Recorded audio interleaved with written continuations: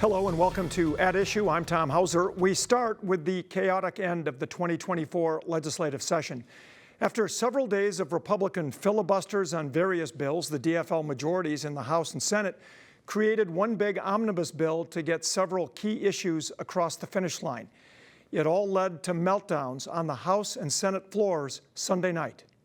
This is a bill to finance state government and includes the following conference committee reports and bills. The chaos began after DFL House Majority Leader Jamie Long introduced a massive bill encompassing everything from transportation to gun control to higher education and paid family leave. Madam Speaker, the minority has a right to be heard under our rules, but the majority also has a right to govern. Seconds later, chaos as Republican motions and pleas are ignored. We saw a 5-hour debate on Uber Lyft that included extraneous amendments on the Pollution Control Agency and vaccines.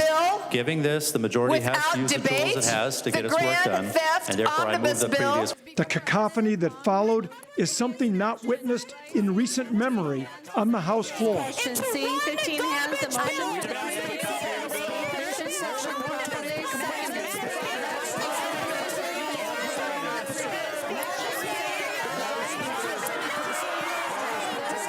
This went on for 10 minutes. Madam Speaker! Madam Speaker! I move that we adjourn sine die. Report on House Senate file number 4940. Madam Speaker, Minutes later, the bill arrived in the Senate with the same deafening result. Mr.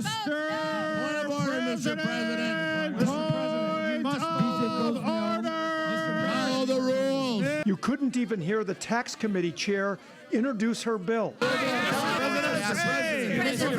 Republicans say they had a right to protest. 2,860 pages that were not available to any member in the chamber. I just feel gross coming off that Senate floor today. Democrats defend their actions. And I had to do what I had to do to get the bills across the finish line. And here is a look at what major items did and did not cross that finish line. $24 million for rural emergency medical services. Governor Tim Walz signed that bill into law Thursday in Hoyt Lakes. Lawmakers passed an agreement to boost pay for rideshare workers across the state and updates to paid family and medical leave and recreational cannabis laws that were passed last session. A bonding bill for state building projects did not make it across the finish line. Neither did legalization of sports betting. That didn't happen. An equal rights amendment bill did pass the House, but the Senate, they said they did not have time to take it up. The governor says there will not be a special session. Now, the governor says he'll sign the agreement on rideshare pay approved by lawmakers. So the Minneapolis City Council has withdrawn its own rideshare pay policy. Council member Robin Wansley says she's proud that the statewide bill passed, but disappointed that the city-level work she supported for months is now void.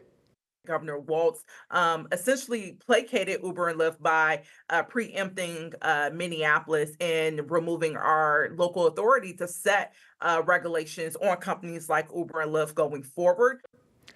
But Councilmember Lene Palmisano says compromise from Minneapolis could have saved precious time for state lawmakers during the final days of the session. It consumed so much of the time at the legislature that the session ended without a bonding bill. And that comes at a cost to all Minnesotans. Now, the final deal sets the minimum wage at $1.28 per mile and 31 cents per minute. That is less than the policy Minneapolis was planning to implement in its own ordinance.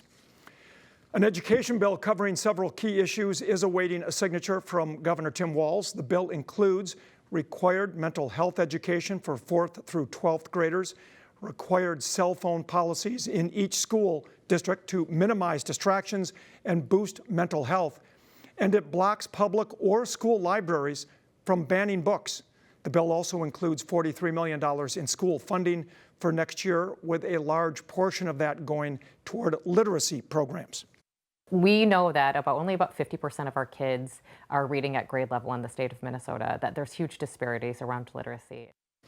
Now, also under the bill, for the first time, some student teachers will get paid for the work they do. Now that the legislative session is over, questions remain about the future of DFL Senator Nicole Mitchell. Her attorney has said she does not plan to resign. Mitchell was arrested last month for allegedly burglarizing her stepmother's home in Detroit Lakes. This is a messy situation that needs to be clarified. This will have to be handled by the Ethics Committee. It'll be handled by the courts of law. I do think, though, and I've said this, I think we need to be held to the highest standard.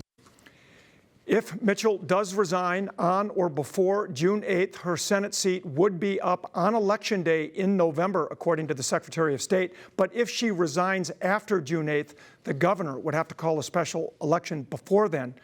Her next court date for felony burglary is June 10th, the next Senate ethics hearing in her